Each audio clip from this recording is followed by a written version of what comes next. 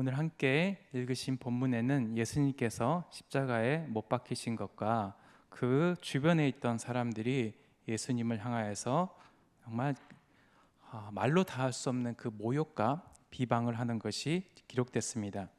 근데 이 당시 사람들은 왜 십자가에 못 박힌 예수님을 향하여서 이와 같이 정말 모진 말로 모욕하고 비방했을까요?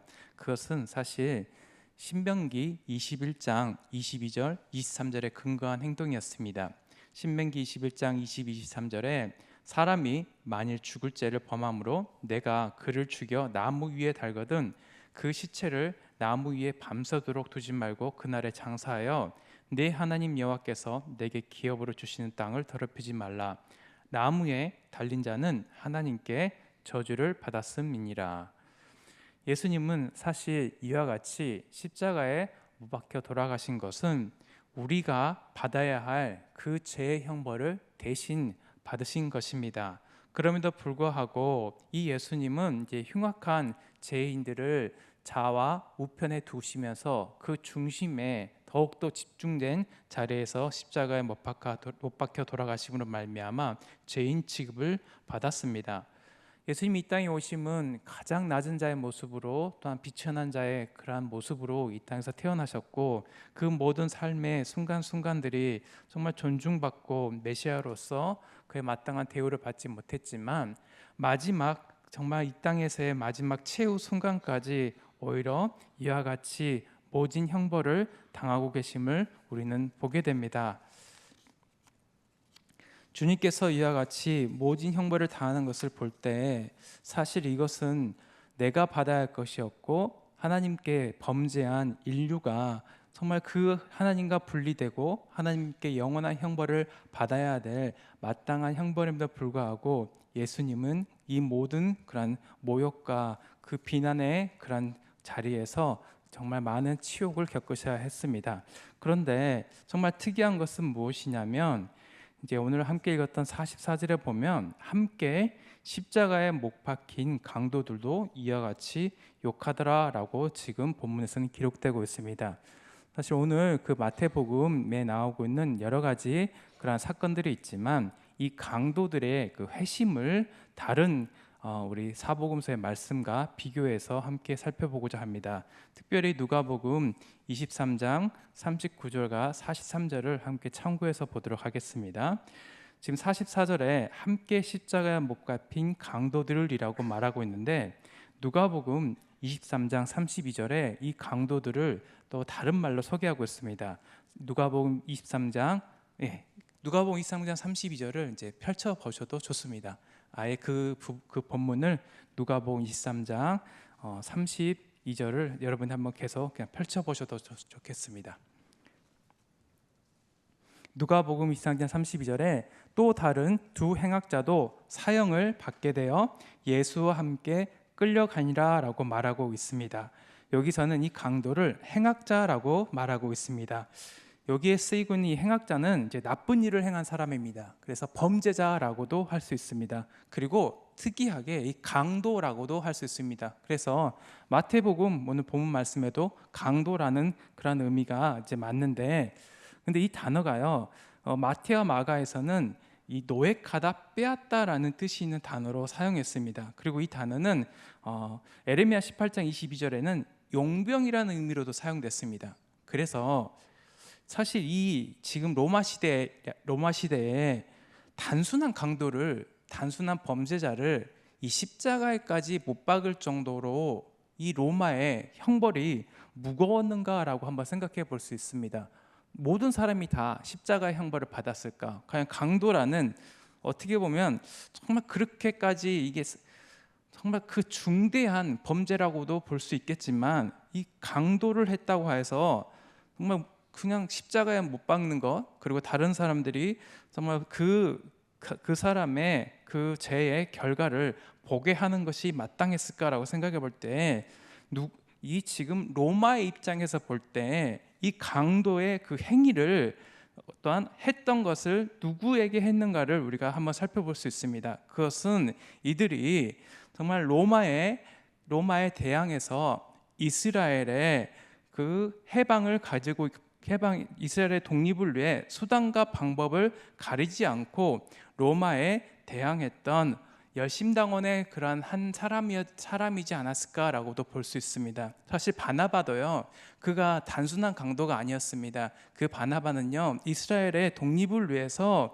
정말 최선을 다했던 어떤 독립투사라고도 볼 수 있습니다. 그래서 정말 우리가 이 강도들은 정말 이 로마의 반란을 일으키고 그 과정 가운데 살인과 약탈을 했으므로 강도라고 불렸고, 결국 그 행위로 말미암아 로마의 입장에서 그들의 범죄를 본보기로 삼고 범죄를 예방하기 위해서 이와 같이 십자가의 형벌을 하지 않았을까 우리가 생각해 볼 수 있습니다.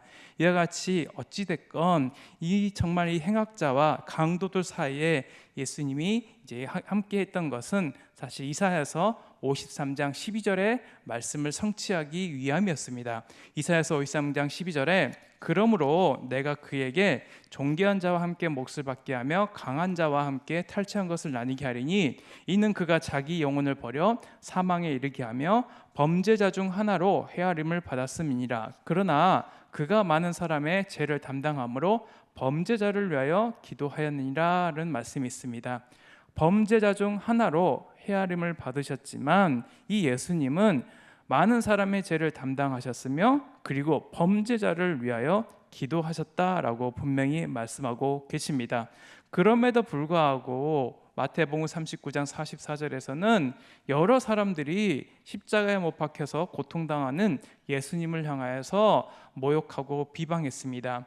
유대 지도자들은 예수님을 하나님의 택하신 자 그리스도 즉 메시아가 아니라고 비웃었고, 지나가는 자들은 자기 머리를 흔들며 성전을 헐고 사흘에 짓는 자여 내가 만일 하나님의 아들이여는 자기를 구원하고 십자가에서 내려오라 라고 모욕했습니다. 대제사장, 서기관, 장로들도 여전히 정말 그가 만일 하나님의 아들이라 하면 십자가에서 내려오라고 여러 가지 모욕을 했습니다. 그리고 비방을 했습니다. 그리고 한 번쯤 십자가에 내려와서 정말 예수님이 메시아이자 구원자로서의 권세를 입증해 보일 수 있지 않겠냐라고 그들이 계속해서 비웃었습니다. 사실 예수님이 힘이 없어서 능력이 없어서 지금 십자가에 매달려 정말 그 많은 시간 동안 고통을 당한 것은 아니었습니다. 사실 예수님께서는 정말 이와 같이 여러 사람들의 그런 비방과 모욕을 참고 견디셔야 했습니다. 이 부분을 다른 사람들은 사단의 최후의 유혹이라고 말합니다. 사단은 관리들, 군병들, 행악자의 입술을 통해서 이 메시아이신 예수님에게 최대한의 수치와 모욕을 줘서 그 십자가에 잠깐 내려와서 그 예수님이 하나님의 아들이심을 증명하도록 유혹한 것이었습니다. 만일에요, 예수님이 그 모욕과 수치를 참지 못하고 정말 무리들이 원하는 대로 십자가에서 내려왔다면 어떤 일이 벌어질까요? 그것은 하나님이 이 땅에 보내신 예수님의 사명과 그 사역을 온전히 성취하지 못하는 결과가 됐을 것입니다. 예수님이 이 땅에서 정말 인간의 모습으로 오셔서 인간의 모습으로 오셔서 이 하나님의 온전하신 뜻을 다 성취하셨습니다. 정말 하나도 어긋남 없이 온전히 성취하셨는데 이 최후 순간에 잠깐이라도 십자가에서 내려온다면 이 하나님의 온전하신 뜻을 다 이루지 못하셨을 것입니다. 그런데요, 지금 이 사단의 최후의 유혹은요, 사단의 최초의 유혹하고 패턴이 비슷합니다.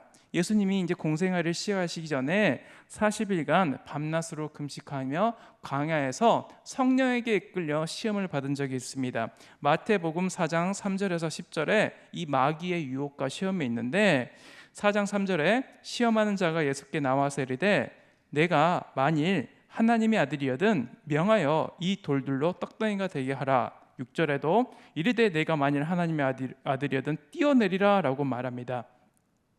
예수님은 하나님의 아들이십니다. 그리고 우리를 위해 이 땅에 오신 구원자고 메시아인데 사단은 끊임없이 외부적인 행위를 통해서 예수님의 하나님의 아들 되심을 증명하도록 하였습니다.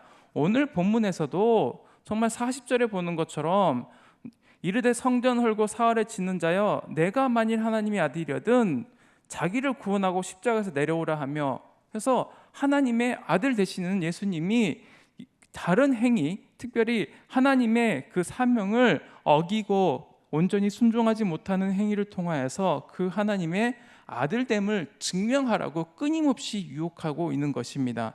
따라서 이 예수님은 이 땅 가운데 정말 하나님께서 보내신 그 구속 사역을 완성하시고 인류를 또한 구원하시기 위해 고난의 쓴 잔을 마시고 자신의 몸을 그 제단 앞에 던지는 그 십자가의 형벌을 참으시며 견디시고 있음에도 불구하고 여전히 이 사단은 바로 그 예수님의 그 사역을 끊임없이 방해하고 있다는 것입니다. 왜 예수님은 이와 같이 정말 도살장에 끌려가는 어린 양과 같이 아무 힘도 없이 그저 이 묵묵히 고난을 다 견디셔야 했습니까? 그것은 이사야서 53장 3절부터 8절의 말씀을 이루기 원하셨기 때문입니다.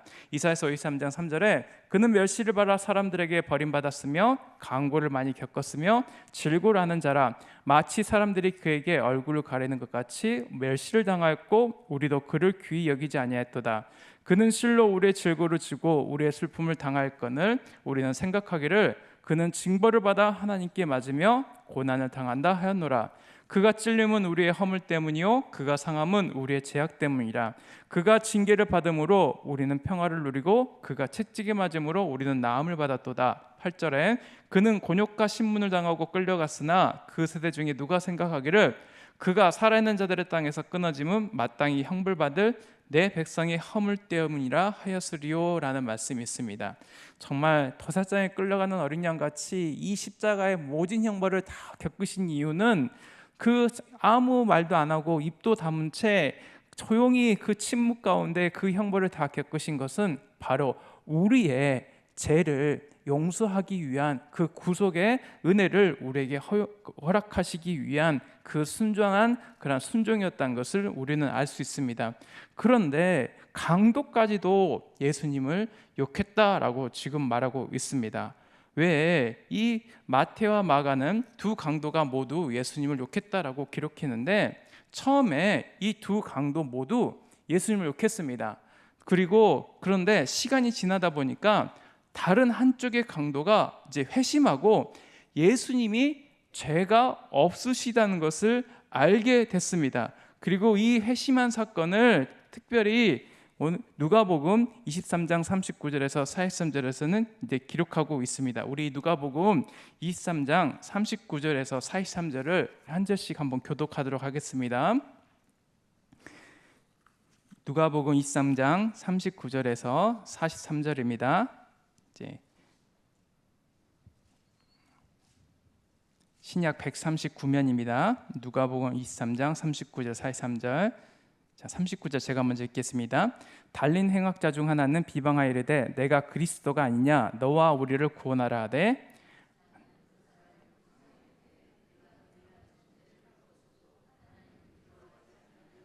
우리는 우리가 행한 일에 상당한 보응을 받는 것이니 이에 당연하거니와 이 사람이 행한 것은 옳지 않은 것이 없느니라 하고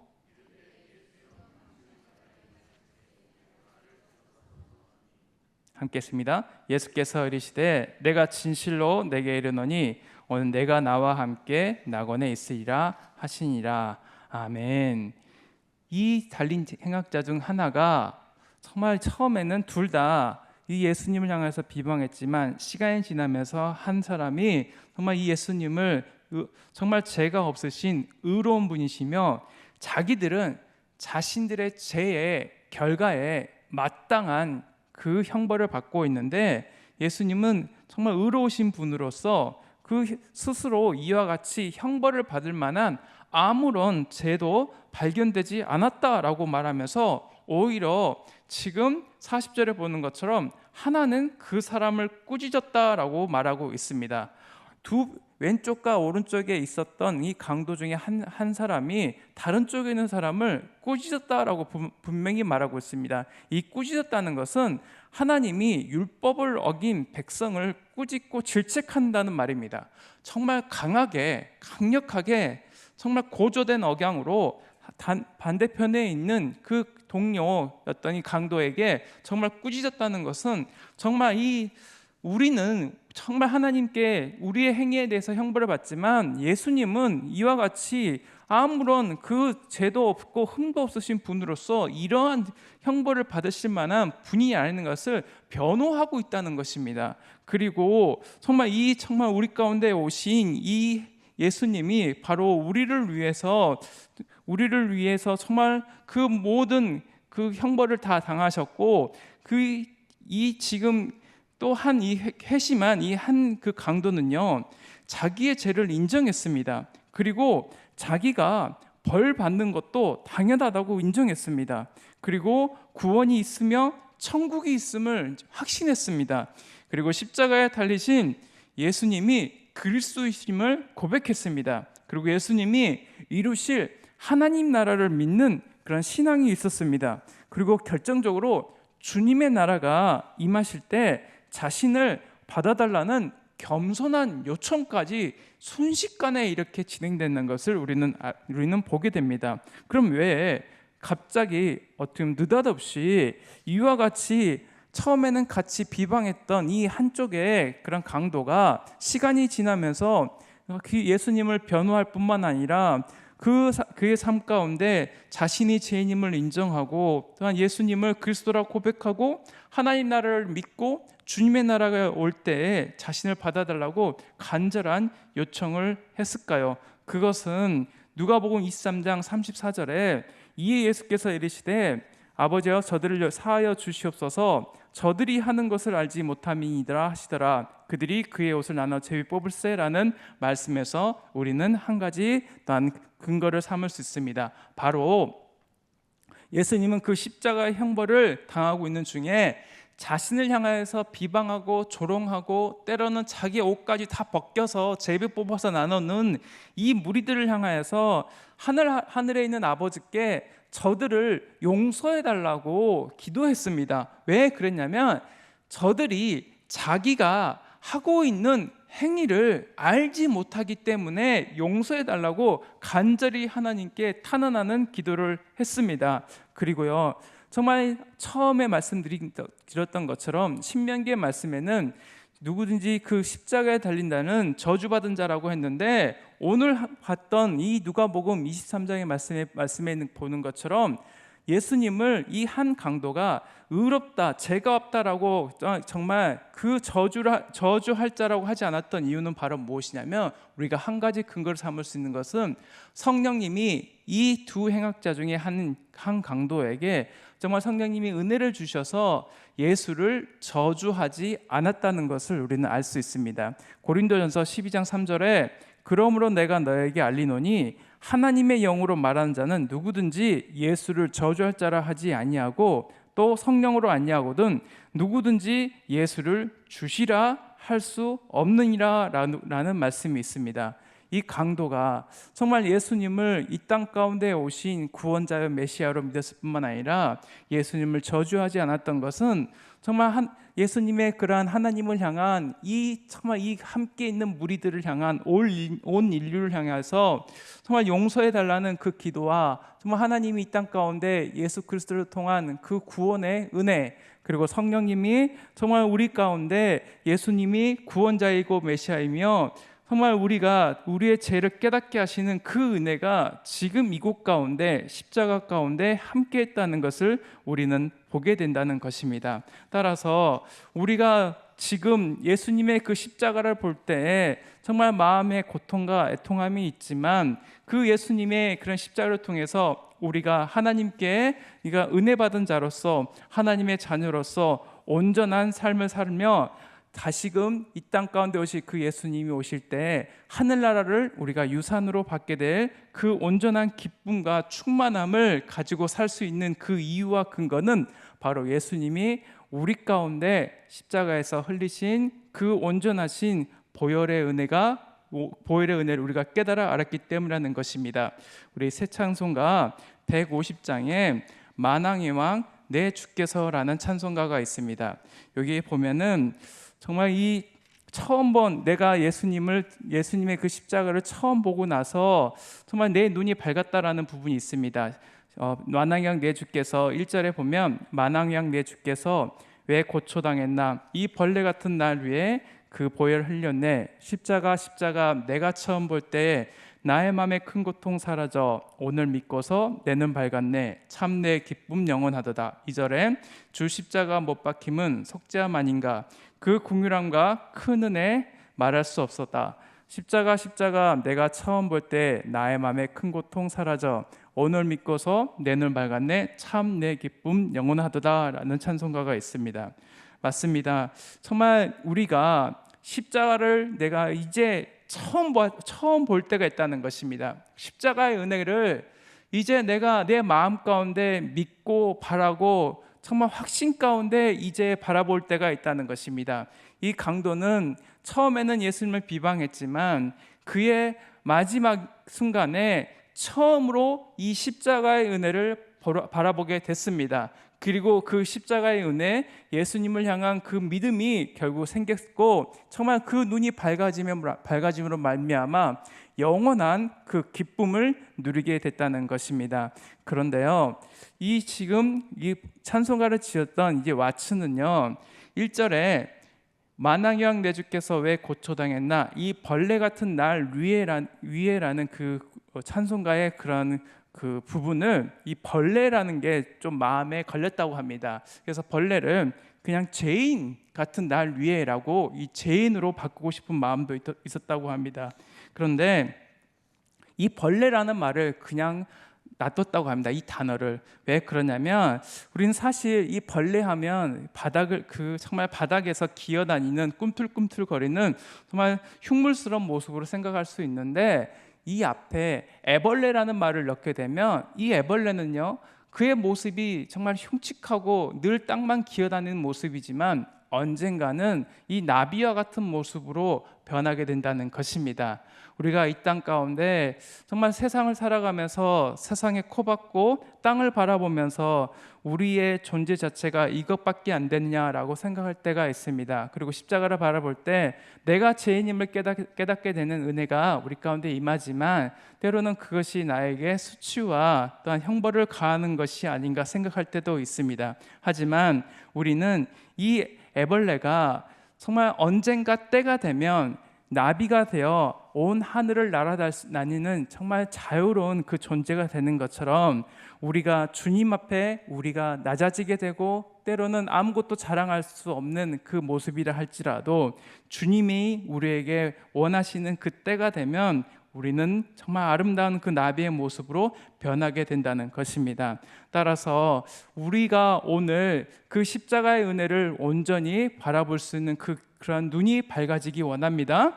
그리고 그 십자가를 바라볼 때에 나의 마음에 영원한 형벌이 아니라 영원한 기쁨을 주시고자 우리 가운데 찾아오신 예수 그리스도의 그 은혜가 우리의 삶에 늘 흘러넘치기를 간절히 바랍니다.